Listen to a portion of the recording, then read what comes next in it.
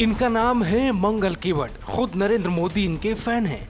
गरीब हैं लेकिन ऐसा काम किया है कि पीएम भी इनके मुरीद हैं।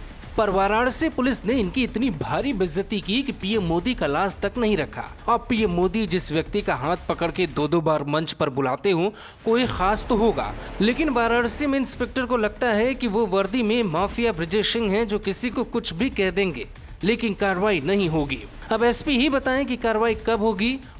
परसों एक मंगल केवट जी हैं, उनके साथ एक मामला सामने आया था जिसमें बेचू यादव एक ट्राली चालक है, उनकी किसी आम व्यक्ति से कहा सुनी होगी, जिसको लेकर मंगल केवट जी वो संबंधित चौकी पर गए थे। जो मंगल केवट जी का जो आरोप है कि उनके साथ अभद्रता की गई, इसी के संबंध में संबंधित चौकी इंचार्ज को लाइन हाजिर कर दिया गया और साथ ही इस प्रकरण की जाँच सहायक पुलिस आयुक्त कोतवाली से कराई जा रही है। और वाराणसी के मोदी के सबसे खास केवट मंगल केवट की इज्जत का क्या होगा।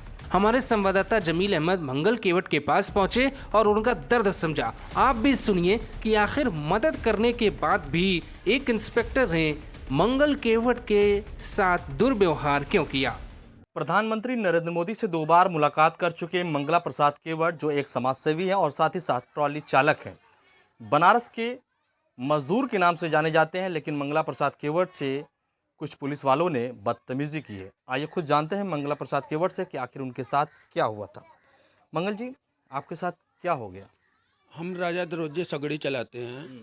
वहाँ से जब लोहटिया हम आए तो एक सगड़ी वाले को एक दुकानदार के लेबर ने, मजदूर ने और उसके स्टाफ ने हथौड़ी खींचकर उसके सर पर मार दिया और ढेर सारा खून बहने लगा। तो हमें तकलीफ़ लगा कि उसका तो कोई नहीं है, हम भी एक मज़दूर हैं, वो भी एक मज़दूर है, तो उसकी कुछ मदद किया जाए।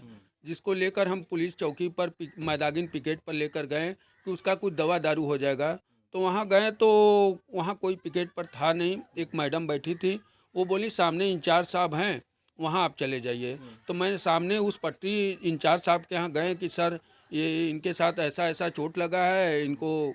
तो वो हमारे ऊपर भड़क गए और गाली गलौज देने लगे। हम कहा सर गाली मत दीजिए, पहले मेरी बात सुनिए। बोले नहीं, तुम केसरिया पहने हो, योगी बने हो, गुंडाई करते हो। क्या नाम था उनका? दिनेश प्रसाद यादव जी।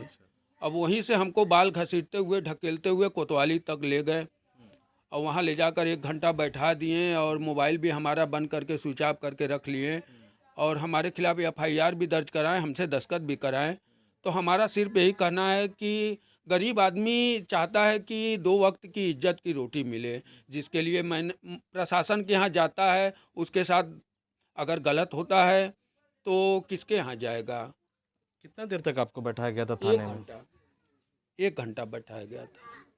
वहाँ बैठे लोग क्या कर रहे थे? और भी जो भी तमाम अधिकारी रहे होंगे तो फिर? वो लोग भी, हम समझ लीजिए कि हमें बाथरूम लगा था तो बाथरूम करने गए तो एक ठो सिपाही को पीछे हमारे भेज दिए कि इनके साथ जाओ। क्या मैं बहुत बड़ा अपराधी हो गया था जो हमारे पीछे बाथरूम करने के लिए भी भेज दिए कि कहीं भाग न जाए। वो आप लोग को पहचान रहे थे कि नहीं आपको? नहीं पहचान रहे थे, मैंने बताने की बहुत कोशिश की लेकिन वो घुड़ुक घुड़ुक कर डांट डांट कर हमको बैठा दिया। क्या बता रहे थे आप? हम कि प्रधानमंत्री जी से सम्मानित है, मैं स्वच्छता अभियान चलाता हूँ राजघाट पुल पे, आप बैठिए, आप बैठिए, आप बैठिए, तुम बैठो, ऐसे कर कर बात। जी गाली गलौज भी कर रहे थे? जी जी जी। तो जरा सोचिए कि बनारस में प्रधानमंत्री नरेंद्र मोदी के संसदीय क्षेत्र का ये मामला है। मंगला प्रसाद केवट 2 बार उनसे मुलाकात भी कर चुके हैं और बेहद नज़दीक माने जाते हैं पीएम मोदी के।